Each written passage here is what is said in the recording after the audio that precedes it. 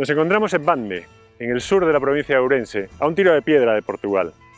Esta tierra, hace 2000 años, estaba repleta de romanos.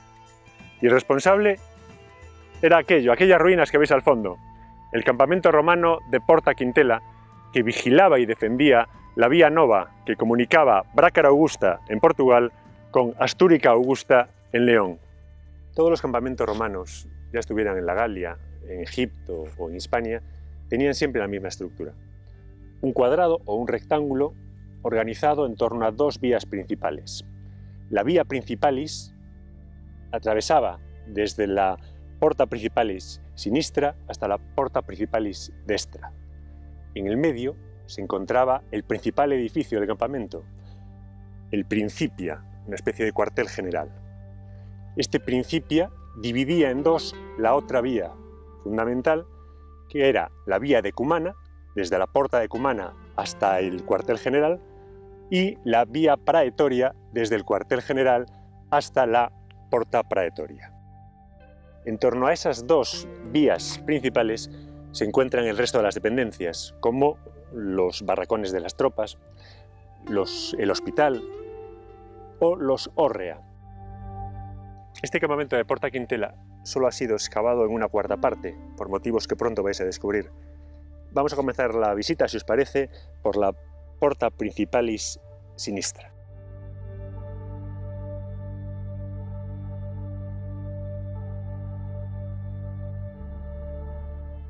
Ahora, por desgracia, no se aprecia mucho, pero esta era una puerta monumental con dos entradas para que, en caso de necesidad, no hubiera confusión entre la gente que entraba y la que salía.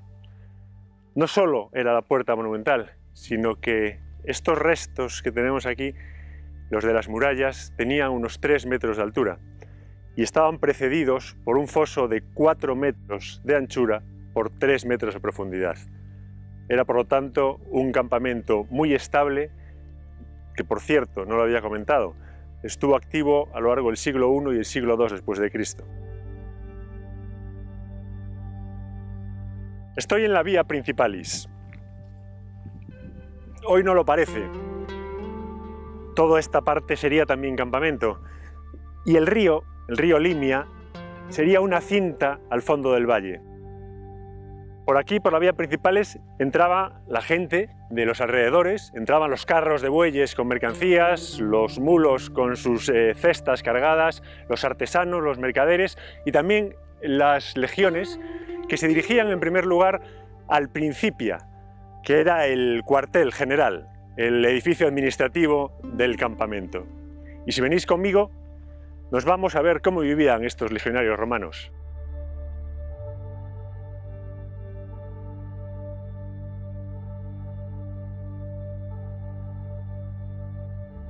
Este es uno de los barracones del campamento de Porta Quintela, el mejor conservado de los dos que hay, de los dos que se han excavado hasta el momento. Aquí, en este espacio, vivían unos 80 hombres. Este primer edificio a la izquierda era probablemente la mejor estancia del barracón, era la casa del centurión, que tenía pues, varios cubículos, cocina, sala de estar, almacén y el propio dormitorio, ¿no? Después, la estructura típica de cualquier construcción romana. Un patio central en torno al cual se abren las habitaciones. Imaginaos cómo era esto cuando estaba recién construido. Este es el patio central. Aquí, a una altura de 3 metros y algo, había un tejado cuyas aguas vertían a este patio central, de forma que el agua caía en el compluvium, en la cisterna, y servía de almacén para uso común.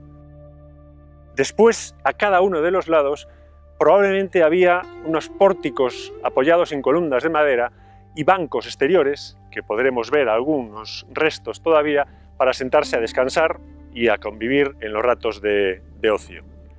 Además, tenemos 6 pequeñas casas de este lado y 4 de este, aparte de la casa del centurión, donde vivían los propios soldados, legionarios.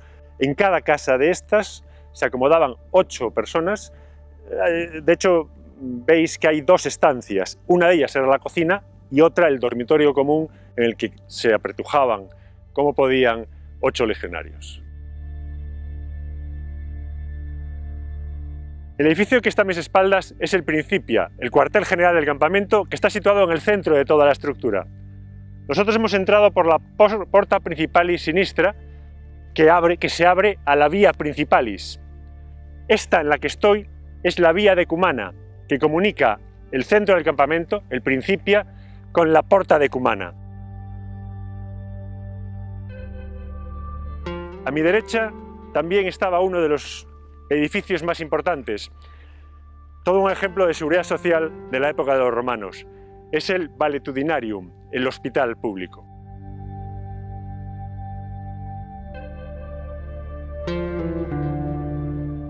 El último edificio que vamos a ver hoy en esta misma Vía Decumana es el Hórrea, que es algo así como el sueño de todos los gallegos, ¿no? El antecedente primero que conocemos de los hórreos actuales, solo que multiplicado por las necesidades de una legión. Una gigantesca estructura levantada o bien sobre pilonos de madera o bien sobre piedras, en la que se almacenaba el grano y todo el alimento para evitar que, al estar en contacto con la humedad del suelo, se pudriera.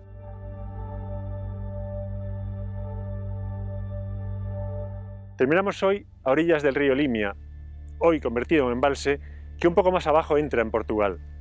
Y es que no deja de ser curioso que los romanos construyeran un campamento justo aquí, a orillas de este río. Y es que para los romanos, el río Limia era también el río Letes, el río del olvido, o río do esquecemento. Cuentan que cuando llegaron las primeras legiones, al mando del cónsul romano Décimo Junio Bruto, los soldados se detuvieron antes de cruzar este río. Se detuvieron temerosos porque decían que tras él se abría un país lleno de brumas, de espíritus y de seres mágicos, y que aquel que cruzaba el río perdía la memoria. Claro que los romanos eran prácticos y Décimo Junio Bruto era el más práctico de todos. Cruzó el río y desde la otra orilla comenzó a llamar a sus soldados uno por sus nombres de pila. Al ver que no pasaba nada, cruzaron y aquí se quedaron.